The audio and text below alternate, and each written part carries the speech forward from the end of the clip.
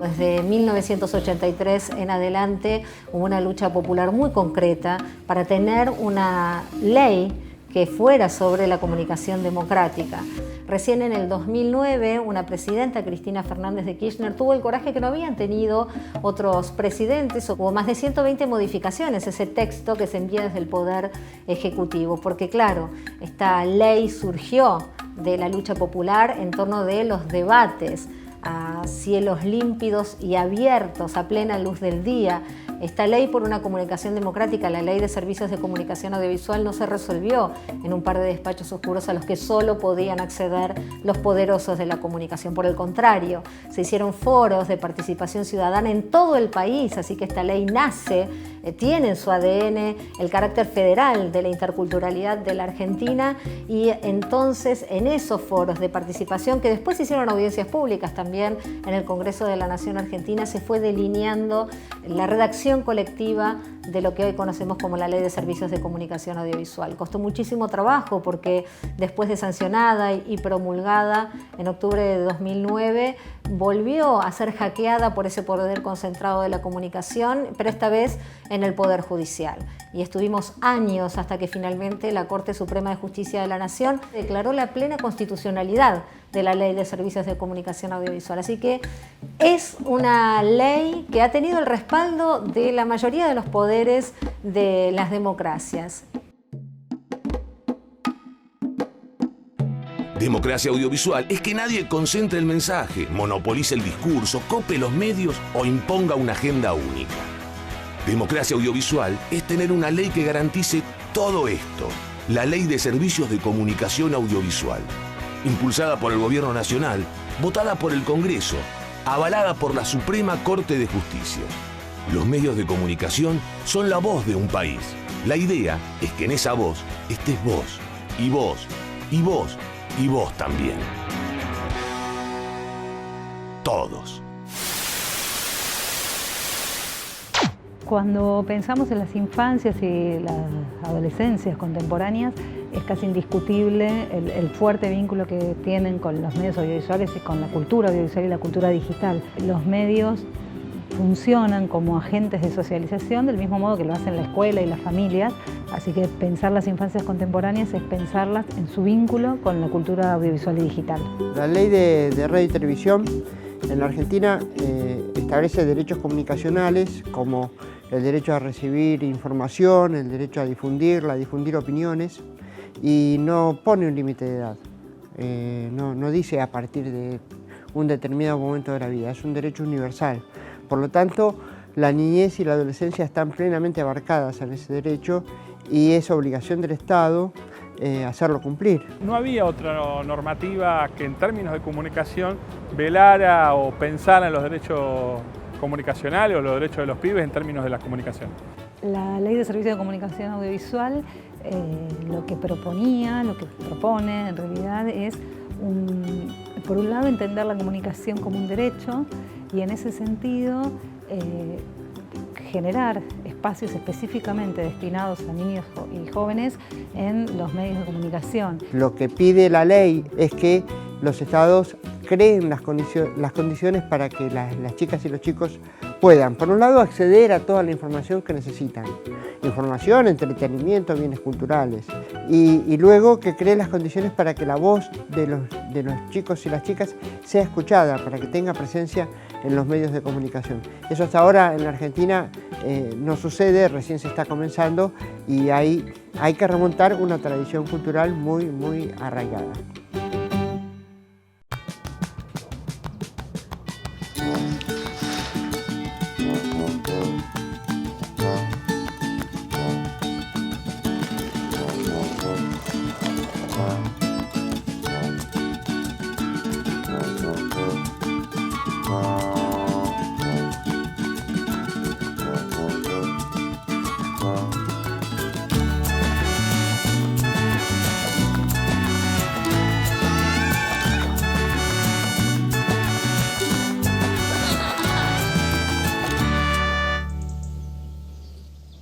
Pacapaca se propone entonces como un espacio en donde se les ofrece a los chicos contenidos que estén vinculados a su propio crecimiento, a su propio desarrollo, a sus modos de entretenerse y a sus modos de ser en el mundo.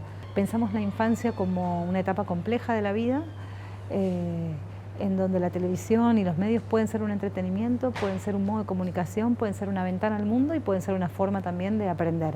Es dar a los chicos la posibilidad de ser protagonistas de sus propios mensajes, productores de sus propios mensajes.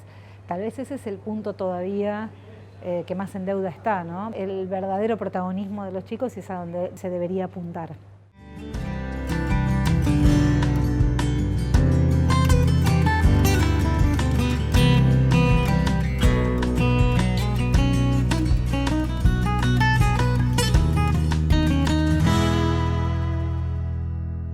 Y ahí es donde surge la Defensoría del Público, como un organismo autónomo que le rinde cuentas al Congreso de la Nación Argentina, que también tiene al defensor o la defensora elegido a través de las cámaras de diputados y de senadores con participación ciudadana, para poder entonces visibilizar las distintas realidades, para permitir el acceso a los medios de comunicación de las audiencias, para ir transformando este mapa comunicacional que está tan concentrado y que requiere de pluralidad, y para acompañar a la construcción de una nueva ciudadanía comunicacional. Estamos atravesados por los medios de comunicación, tomamos decisiones a través de la información que nos acercan los medios de comunicación, y por eso es tan importante al servicio de qué intereses tiene que estar la comunicación, y que desde ya no es unos pocos, sino que tiene que ser del pueblo argentino.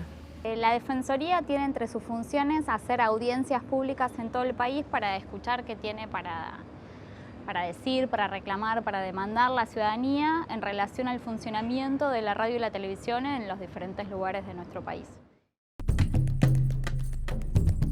No se cumple la ley de servicios de comunicación audiovisual, que prohíbe los monopolios.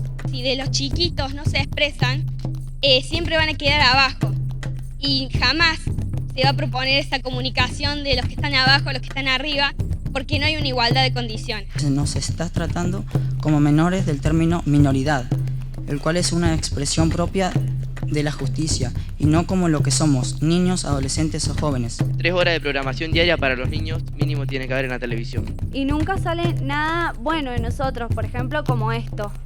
Esto es algo re lindo que estamos haciendo. Estaría bueno que también muestren las cosas buenas. Yo escucho cumbia y trabajo, estoy en una radio. Por ahí en la televisión se ve de diario que pasan programas que no son aptos para los niños, y uno está al lado y no sabe cómo explicarles ni qué decirles. Cuando aparece gente del interior, que siempre aparece en un papel como de bruto. Promover que cuando se hable sobre infancia se busque la opinión de un niño o adolescente. Es un derecho ver el noticiero también, enterarnos lo que está pasando.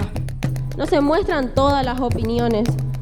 Lo que me gusta, y aprendí en la radio a ayudar a los demás. Hay chicos que quieren salir adelante, que quieren hacer algo nuevo en la sociedad con la música, con el arte, y sería bueno que los medios le den ese espacio especial.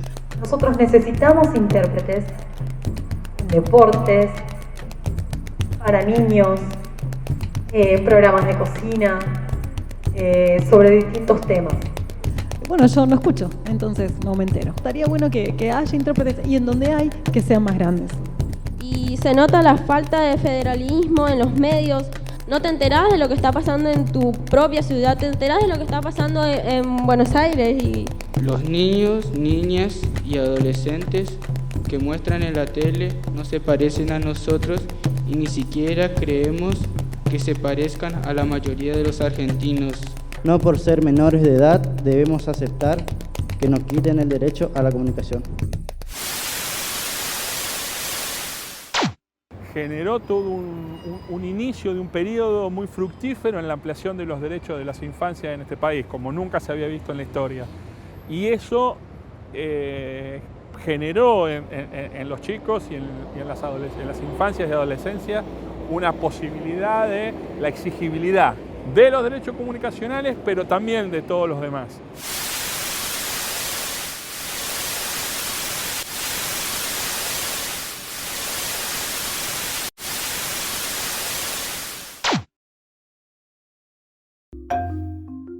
Es una ley que ha tenido el respaldo de la mayoría de los poderes de las democracias.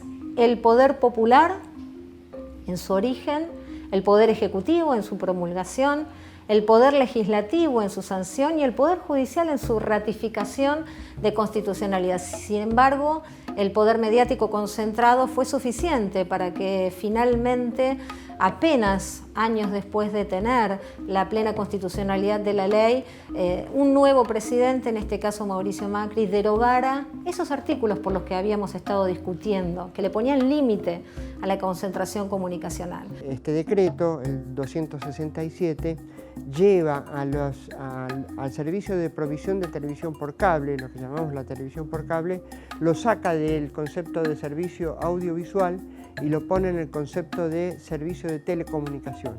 Queda exceptuado de las reglamentaciones que la ley trae para los servicios audiovisuales. Por ejemplo, respetar el horario de protección a la niñez. Derogaron la institucionalidad de la ley. Aquí había organismos de aplicación de la ley que eran plurales, que eran colegiados, que tenían representación de todos los sectores de la comunicación, no solo de ese sector histórico de gestión privada, sino que los organismos tenían representación de las universidades, de los pueblos originarios, de los sindicatos, de ese nuevo paradigma que estábamos construyendo de la comunicación en la perspectiva de los derechos humanos. Por el momento hay una discontinuidad y una no atención a estas preocupaciones, con lo que conlleva la parte de fiscalización y de seguimiento. Han pasado sucesos desde diciembre para acá, las cuales ha pasado sin pena ni gloria, sin ninguna observación que hubiera correspondido.